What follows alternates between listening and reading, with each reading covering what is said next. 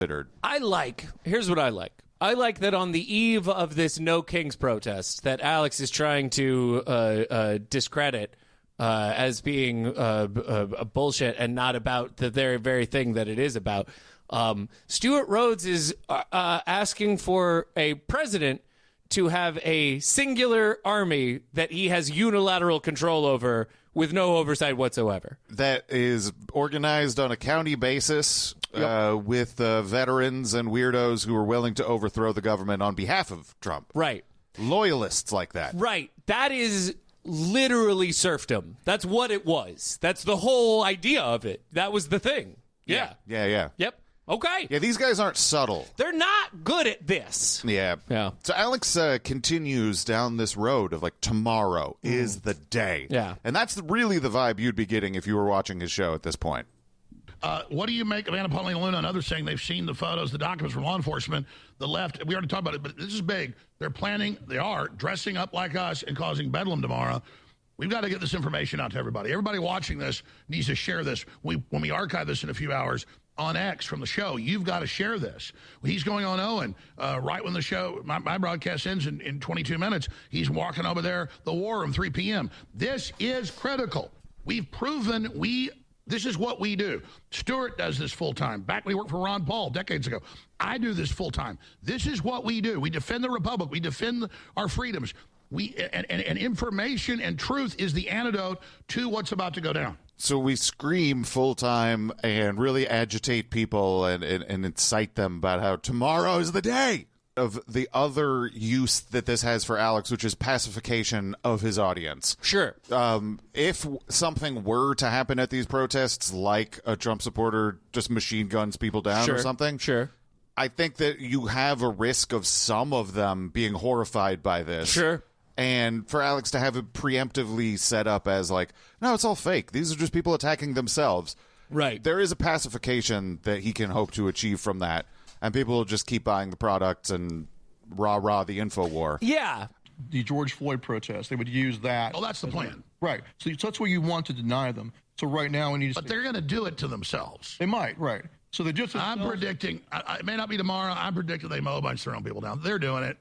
They're doing not it. Geared up like this to not do it. Right. So or maybe they Oklahoma City truck bomb them so they can kind of have plausible deniability. So whether they do it through a false flag or whether it's a real insurrection that rises up, I think it's coming.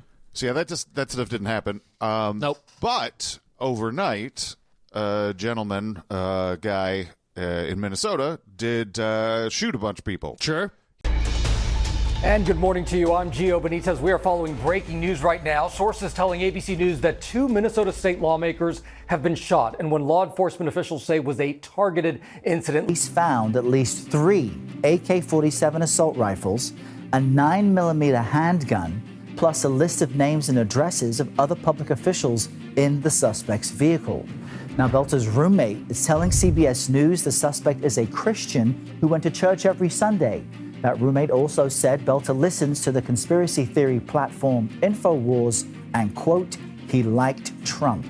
And while the investigation is ongoing, friends, loved ones, and constituents are all mourning the loss of State Representative Melissa Hortman and her husband, Mark. Just not say crazy right-winger gone nuts and you know, that was all he is, you know. It just bothers me that's his legacy. But I knew him all my life. He wasn't that guy, you know.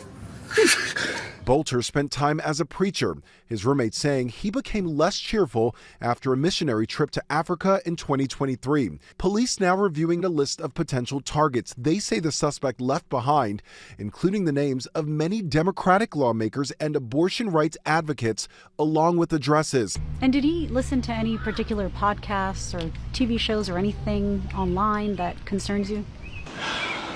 Oh, well, you listen to InfoWars, but I kind of said, well, it's like 50% truth. And, you know, I kind of said, don't take everything what they say for granted. I wasn't a real truthful. I mean, they're on for some things, but some things are way off. There is probably like a pretty strange feeling you get when you see that news. of I have been ramping up for a while. Yeah. That this is the day that the wave of Patriot fifth wave breaks, and God is pointing us towards this date, and these protests are going to be the ones where the commies take over 1,000 areas of the country. Yeah. I just think that you probably have to wake up and see that and be like, oh, shit.